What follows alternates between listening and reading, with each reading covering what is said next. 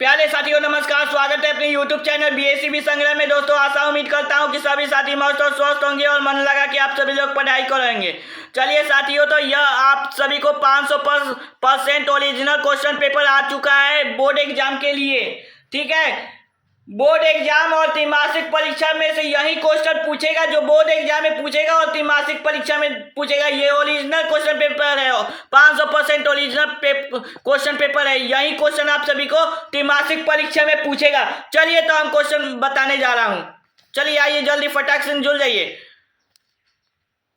आप सभी लोग। यहाँ दिया हुआ है प्रश्न संख्या 1 से लेके 70 तक 70 को प्रश्न दिया गया है, जिसमें से कई 4 गो में से कई एगो विकल्प सही है, उसको चिन्हित करना है।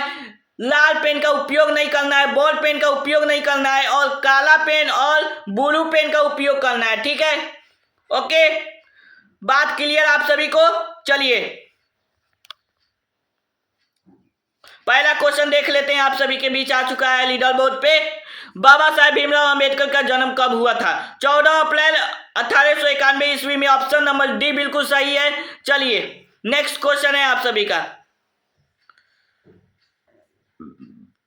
चलिए, बाबा साहेब भीमराव अंबेडकर का व्याख्यात भाषण एलिगेशन ऑफ ए कास्ट का हिंदी रूपांतर जाति भेदभाव के अनुच्छेद नाम से किसने किया? ललाई सिंह यादव ने। ऑप्शन नंबर बी बिल्कुल सही है। चलिए नेक्स्ट क्वेश्चन। चलिए, भारत में प्रचलित कौन प्रथा मनुष्य में पेशे एवं दोषपूर्ण पर निर्धारित नहीं करती है, बल्कि मनुष्य को जीवन भर के लिए एक पेशे पे बांध देती है? कौन करती है? तो जाति प्रथा करती है। चलिए नेक्स्ट क्वेश्चन है, विडंबना का अर्थ क्या है? जातिवाद का पोषण की कमी नहीं होनी चाहिए। विडंबना का अर्थ यह बताया गया है, बुक में भी दिया गया है, विडंबना का अर्थ जातिवाद के पोषण की कमी नहीं होनी चाहिए। यहाँ पे जो दिया हुआ है ऑप्शन नंबर डी, यहाँ पे मिस ये जो हो गया है, थोड़ा कट गया है, तो इसका आंसर है जातिवाद की पोषण की कमी नहीं होनी चाहिए। ठीक है, तो चलिए नेक्स्ट क्वेश्चन है, क्वेश्चन नंबर 5 है आपको। विष के दांत शीर्षक कहानी में सेन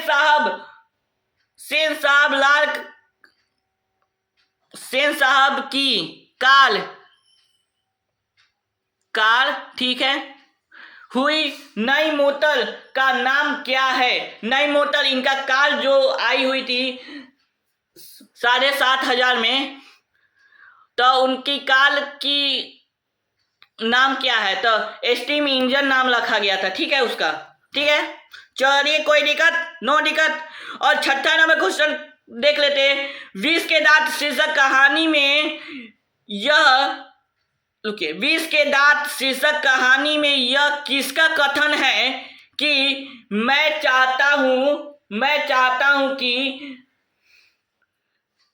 यहां से कट गया है, तो जलूल बने और जो बने उसका काम हो उसे पूरी आजादी रहेगी। तो यह कौन कहा था?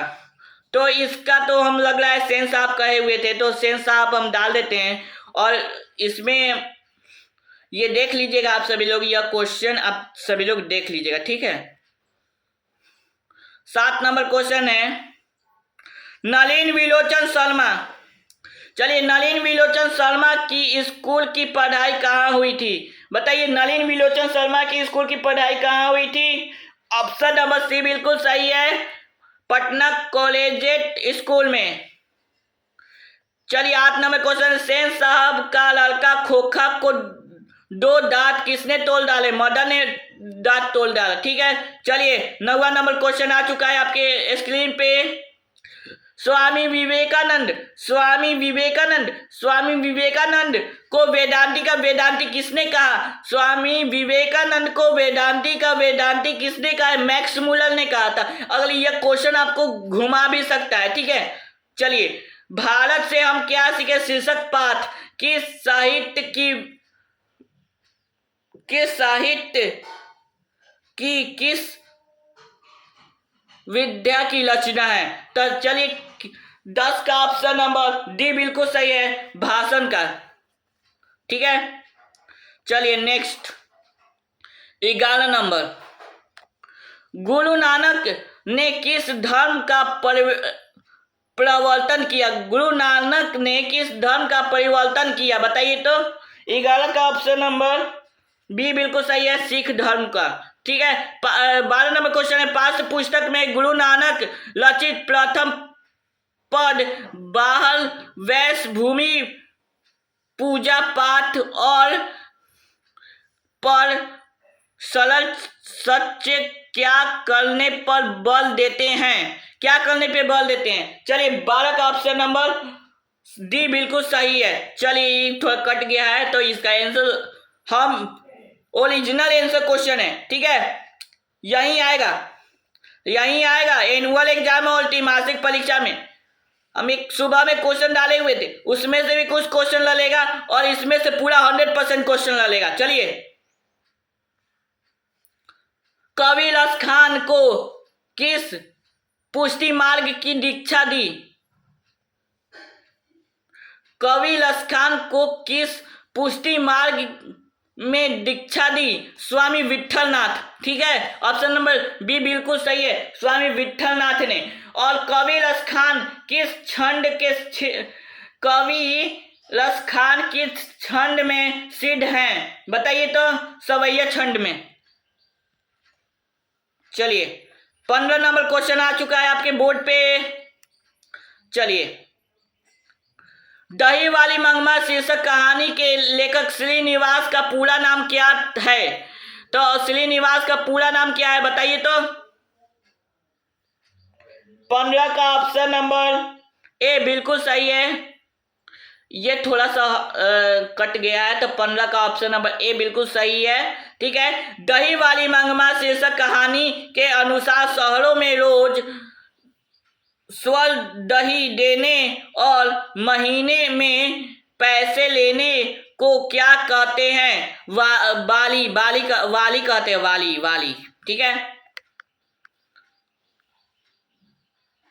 चलिए, ढहते विश्वास शीर्षक पाठ के लेखक हैं। ढहते विश्वास शीर्षक पाठ के लेखक कौन है? 17 का ऑप्शन नंबर ए बिल्कुल सही है, सात कोली होता। ढहते विश्वास शीर्षक कहानी की पात्रा लक्ष्मी की पति लक्ष्मण का नौकरी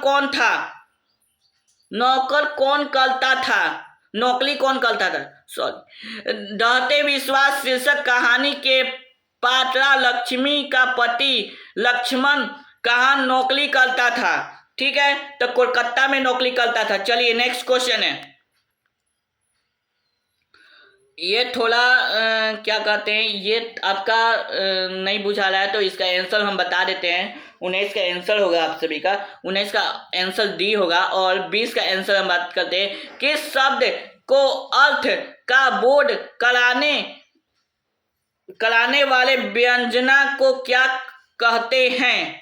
तो क्या कहते हैं? 20 का ऑप्शन नंबर ए बिल्कुल सही होगा, शाब्दिक शब्द शक्ति कहते हैं। चलिए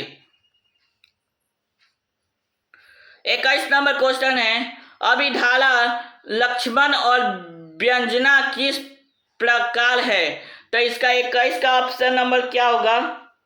सी, शब्द। ठीक है, ये थोड़ा कटा हुआ है तो हम थोड़ा बता दिए, शब्द होगा। ठीक है, तो भाषा शब्द से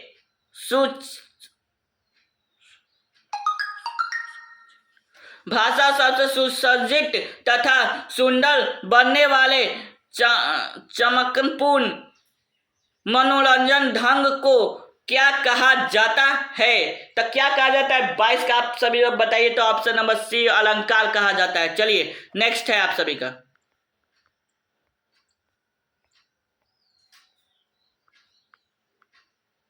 तेईस नंबर, अलंकार मुख्यतः कितने वर्ण अलंकारों के मुख्यतः कितने वर्ग किए गए हैं? तो 23 का ऑप्शन नंबर ए बिल्कुल सही है, दो गो वर्ण किए गए हैं। जहां किसी का वर्ण बढ़ाकर चढ़ाकर किया जाए की सीमा या मर्यादा मर्यादा के बाद ये थोड़ा सा प्रिंट हट चुका है। दो जाए वहां कौन कौन होता है। चलिए इसका आंसर बताते। 24 का आंसर नंबर 1 होगा। ठीक है, ऑप्शन नंबर ए होगा।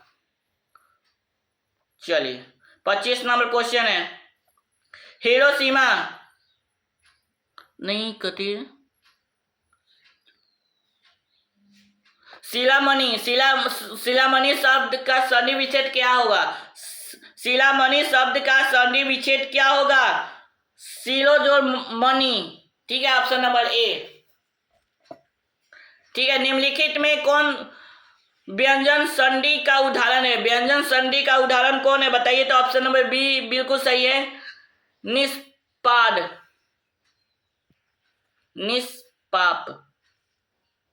निष्पाप है। चलिए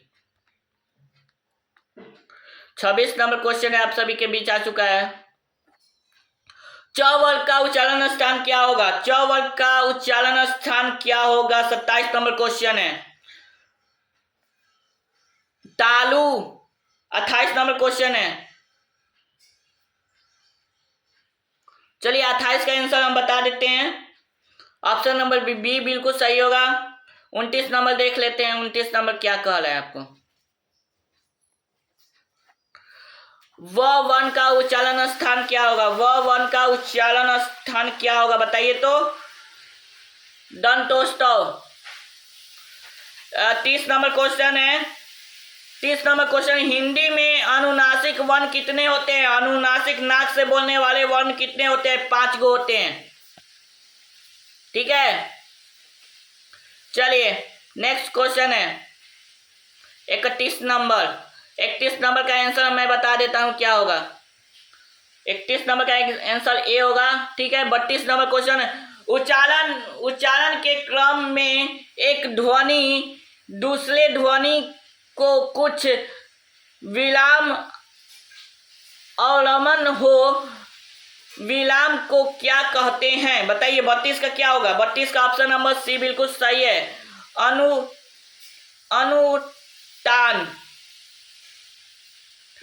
अनुताना।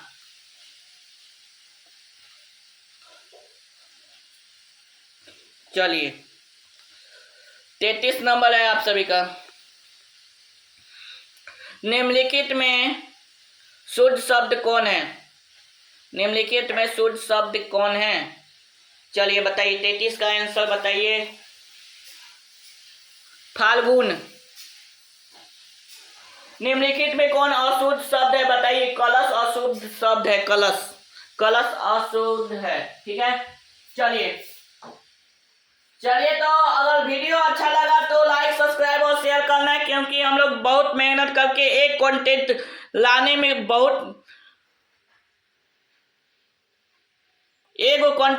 में हम लोग को दिन रात एक करना पड़ता है, तब एक कंटेंट आप सभी के पास आ जाता है। ठीक है, तो हम लोग को थोड़ा सपोर्ट कीजिए आप सभी लोग कि हम लोग आगे चले। निम्नलिखित में कौन योजक चिन्ह है। योजक चिन्ह आप सभी को पता होगा। योजक चिन्ह ये है आपको। ऑप्शन नंबर बी बिल्कुल सही है। चलिए नेक्स्ट क्वेश्चन आ चुका है आपके डैशबोर्ड पे। तो 36 नंबर का आ चुका है आपके पास। क्या क्वेश्चन है। किस विराम चिन्ह का प्रयोग हर्ष, विषाद, विस्मय, घृणा, आश्चर्य, करुण, भय इत्यादि भावों को व्यक्त करने के लिए जाता है। तो क्या करने के लिए जाता है। तो 36 का ऑप्शन नंबर बी बिल्कुल सही है, विस्मयादि बोधक चिन्ह। ठीक है, 37 नंबर क्वेश्चन है। ये थोड़ा हट गया है। विकाली शब्द को क्या कहते हैं। विकाली शब्द को क्या कहते हैं जिससे किसी विशेषण वस्तु, भाव और जीव के नाम का बोध हो। क्या कहते हैं बताइए तो इसको। चलिए 37 का आंसर क्या होगा। ऑप्शन नंबर ए बिल्कुल सही है 37 का। और 38 नंबर क्वेश्चन है आपको। हिंदी में कुल कितने सर्वनाम होते हैं। हिंदी में कुल कितने सर्वनाम होते हैं बताइए तो 38 का क्या होगा। ऑप्शन नंबर सी बिल्कुल सही होगा। 11 होते हैं। 39 नंबर क्वेश्चन है आपको।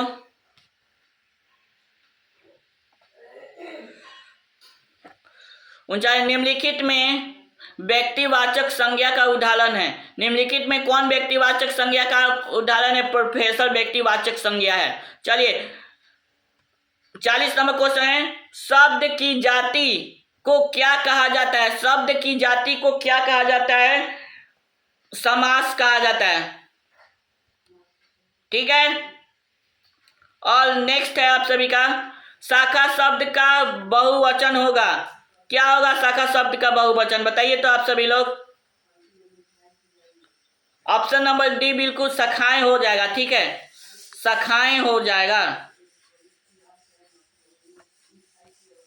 ऑप्शन नंबर डी बिल्कुल सही होगा। चलो साथियों, अगर ऑब्जेक्टिव कंप्लीट हुआ तो देखिए यह जो पेपर होता है ना, तो यह पेपर हम 5 बजे सुबह में हम एक क्लास लिए हुए थे।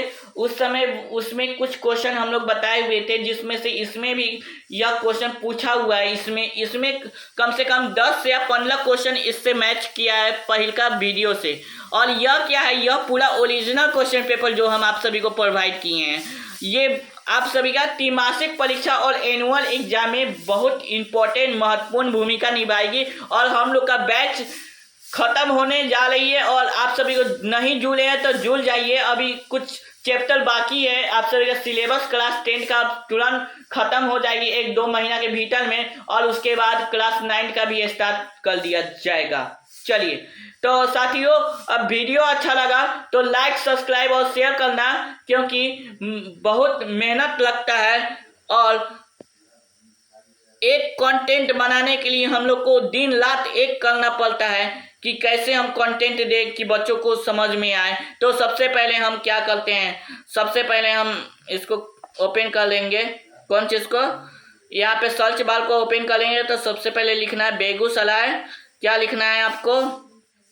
यहाँ पे लिखा है बेगूसराय हेल्प। ठीक है, बेगूसराय हेल्प पे भी क्लिक कर सकते हैं। तो इस पे क्लिक करने के बाद आप सभी का यह पेज ओपन होगा। पेज कैसा ओपन होगा? ऐसा ओपन होगा। ठीक है, पेज ऐसा ओपन होगा। इस पे आप सभी को क्लिक करना है। ठीक है, क्लिक होने के बाद सबसे पहले आप आ जाएंगे पेज पे। पेज पे आने के बाद आप सभी को क्या करना है, यहाँ पे आप सभी का सेक्शन दिया हुआ है। ठीक है, क्लास 10, क्लास 9, ये सब जो भी विषय के हैं छात्र या छात्राएं। चलिए, तो यहाँ पे क्लास 10 और 9 के लिए दे दिया गया है। ठीक है, तो हम क्लास 10 में तो इसका एग्जाम देने जाना है, तो सबसे पहले इस पे क्लिक करेंगे। ठीक है, इस पे क्लिक करने के बाद सबसे पहले हमको क्या करना है, आइए हम बता देते हैं। आज आप सभी का हिंदी का एग्जाम है, तो हिंदी और संस्कृत का है, तो हिंदी पे हम क्लिक करते हैं। ठीक है, हिंदी पे हम क्लिक कर दिए। अब पेज रिफ्रेश होगा। ठीक है, हो गया पेज रिफ्रेश। अब उसके बाद हमको क्या करना है, यहाँ पे आप सभी का आंसर दे दिया गया है। ठीक है, आप सभी का आंसर जो है आप सभी का इसमें दे दिया गया। देखिए प्यारे साथियों, जो भी आंसर होता है ना, हम लोग अपने से बनाते हैं। कुछ आंसर आप लोग को बताया नहीं जाता है, हम लोग बताते हैं, वो आंसर रियल बताते हैं। ठीक है, तो ये सब का आंसर दे दिया गया है, तो आप सभी ऐसे भी डाउनलोड कर सकते हैं। और कुछ देर के बाद आप सभी का क्या मिलेगा, आप सभी का शॉर्ट आंसर की और लॉन्ग आंसर की। तो ये सब आप सभी को परीक्षा में जाके अगर पढ़े हुए हैं मन लगा के, तो आप जाके खुद से एग्जाम दे सकते हैं, क्योंकि राकेश सर आप सभी के लिए बहुत मेहनत करके आप सभी का कंटेंट तैयार कर रहे हैं हिंदी और इंग्लिश का। और नहीं देखे हैं तो देख लीजिए। ठीक है, तो मिलते हैं नेक्स्ट क्लास में। जय हिंद, जय भारत, वंदे मातरम।